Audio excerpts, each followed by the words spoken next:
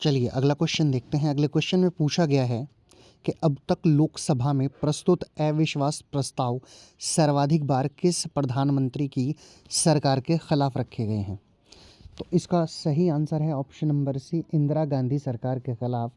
अब तक लोकसभा में जितने भी अविश्वास प्रस्ताव पारित हुए हैं उसमें सबसे ज़्यादा बार इंदिरा गांधी सरकार के खिलाफ रखे गए हैं। अब इसका एक्सप्लेनेशन देख लेते हैं। अब तक संसद में 26 बार अविश्वास प्रस्ताव पेश हुआ है, जिसमें सबसे ज़्यादा इंदिरा गांधी के खिलाफ कितनी बार? 15 बार। 26 में से 15 बार और 11 अन्य के खिलाफ अविश्वास प्रस्ताव पारित किया गया है। तो टोटल 26 बार, जिसमें 15 बार इंदिरा सरकार के खिलाफ अविश्वास प्रस्ताव आया है। आगे चलते हैं।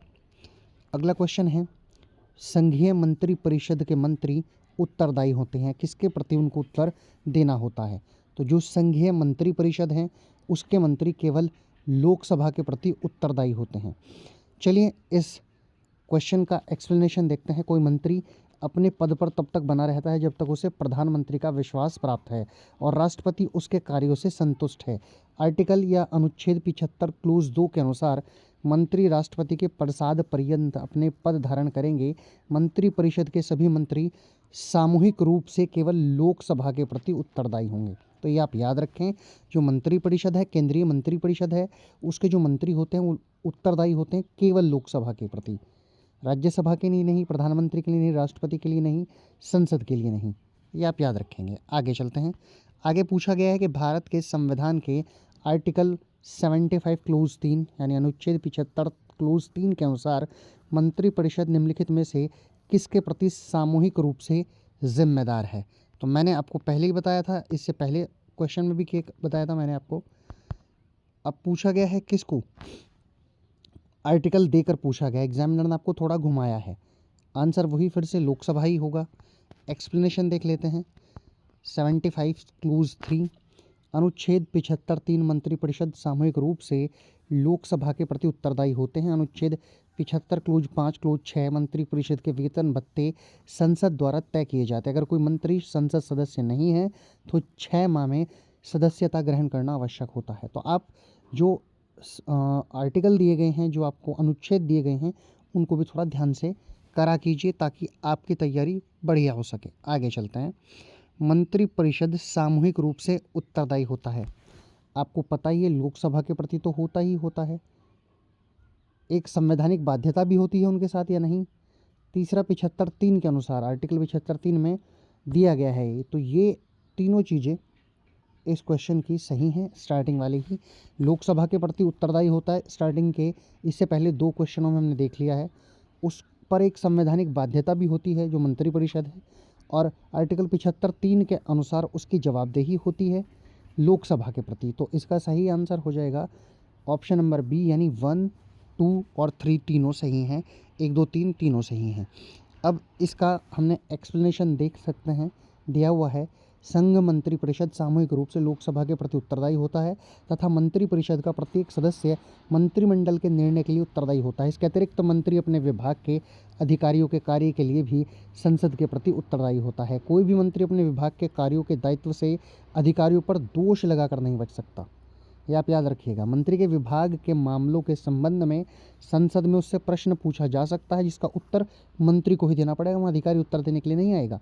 लेकिन कभी कभी वह लोकहित अथवा गोपनीयता के आधार पर उत्तर देने से इनकार कर सकता है। इस प्रकार से मंत्री का दोहरा उत्तरदायित्व है, अपने विभाग के लिए व्यक्तिगत रूप से उत्तरदायी है, जबकि अन्य मंत्रियों के विभाग के लिए अन्य मंत्रियों के साथ सामूहिक रूप से उत्तरदायी होता है। ये जो एक्सप्लेनेशन होती हैं इनको आप बड़ा ध्यान से करा करिए। आगे चलते हैं। आगे है, जो सदस्य लोकसभा अध्यक्ष का चुनाव करते हैं वे कौन होते हैं? ये पूछा गया है। वे क्या होते हैं? पार्लियामेंट के, मंत्रिमंडल के, राज्यसभा के या लोकसभा के? तो आप लोकसभा का अध्यक्ष लोकसभा में ही चुना जाएगा, तो वो लोकसभा के सदस्य होते हैं। इस क्वेश्चन में आप थोड़ा सा दिमाग लगाइए, थोड़ा सा जनरल क्वेश्चन है। लोकसभा स्पीकर का चुनाव लोकसभा अपने सदस्यों में से करती है और लोकसभा अध्यक्ष के चुनाव की तारीख भारत के राष्ट्रपति द्वारा तय की जाती है। ये बढ़िया सवाल मिला है, आपसे पूछा जा सकता है कि लोकसभा के अध्यक्ष की जो चुनाव की तारीख है उसको कौन घोषित करता है, उसकी घोषणा कौन करता है? तो वो की जाती है राष्ट्रपति के द्वारा। आगे चलते हैं। कोई विधेयक धन विधेयक है या नहीं, इसका निर्णय कौन करता है? तो ये क्वेश्चन तो बिल्कुल जनरल है, बहुत आसान है। लोकसभा का अध्यक्ष करता है, कोई विधेयक धन विधेयक नहीं है। इस पर लोकसभा के अध्यक्ष का निर्णय जो होता है वो अंतिम होता है और इस निर्णय को न्यायालय या सदन या राष्ट्रपति अस्वीकार नहीं कर सकता। वो निर्णय लोकसभा का अध्यक्ष का ही है, वो शक्ति लोकसभा के अध्यक्ष को ही दी गई है। आगे चलते हैं। भारतीय संसद की लोक समिति के अध्यक्ष को कौन मनोनीत करता है? तो लोकसभा अध्यक्ष उसको मनोनीत करते हैं। जो भारतीय संसद की लोक समिति होती है, इसको लोक समिति नहीं, लोक लेखा समिति कह सकते हैं। लोक लेखा समिति भारतीय संसद के कुछ चुने हुए सदस्यों वाली एक समिति होती है। यानी उसमें भारतीय संसद के चुने हुए सदस्य होते हैं जो भारत सरकार के खर्चों की लेखा परीक्षक या इसे आप ऑडिटिंग कहते हैं, वो करते हैं। और ये समिति संसद द्वारा निर्मित है। लोक लेखा समिति के अध्यक्ष का नियुक्ति जो है लोकसभा के अध्यक्ष के द्वारा की जाती है। ये आप याद रखेंगे। कभी कभी पूछ लिया जाता है कि लोक लेखा समिति के अध्यक्ष का चुनाव कौन करता है या नियुक्ति कौन करता है, तो उसकी नियुक्ति होती है, चुनाव नहीं होता। उसकी नियुक्ति किसके द्वारा की जाती है? लोकसभा के अध्यक्ष के द्वारा। चलिए अगला क्वेश्चन देखते हैं। भारत के महान्यायवादी के संबंध में निम्नलिखित में से कौन सा कथन सही नहीं है? पहला, वह भारत सरकार का प्रथम विधि अधिकारी होता है। ये बिल्कुल सही बात है, विधि अधिकारी होता है, पहला विधि अधिकारी होता है। दूसरा, उसे भारत के समस्त न्यायालयों में सरकार का पक्ष प्रस्तुत करने का अधिकार होता है। बिल्कुल सही बात है। तीसरा, वह संसद में अथवा संसद के किसी भी बैठक में भाग ले सकता है। ये भी बिल्कुल सही है महान्यायवादी के बारे में। चौथा, उसे संसद की कार्यवाही में भाग लेते समय मतदान का अधिकार प्राप्त है। बिल्कुल नहीं, मतदान का अधिकार भारत के महान्यायवादी को नहीं होता, वोट देने का अधिकार नहीं होता। आर्टिकल 88 में कहा गया है, साफ कहा गया है। इसके एक्सप्लेनेशन में भी आप देख सकते हैं, वोट देने का अधिकार उसको नहीं होता है। अगला क्वेश्चन देखते हैं। निम्नलिखित में से कौन सा अधिकारी है जो भारत सरकार के वित्तीय लेन देनों के लेखाकरण के लिए जिम्मेदार होता है? तो ये है नियंत्रक एवं महालेखा परीक्षक, जिसको आप अंग्रेजी में कैग भी कहते हैं। कैग जनता के पैसे का प्रहरी है। पूछा गया है कई बार, जनता के पैसे का प्रहरी कौन है ग्रुप डी तक की परीक्षाओं में? तो जनता के पैसे का प्रहरी जो है वो नियंत्रक एवं महालेखा परीक्षक है।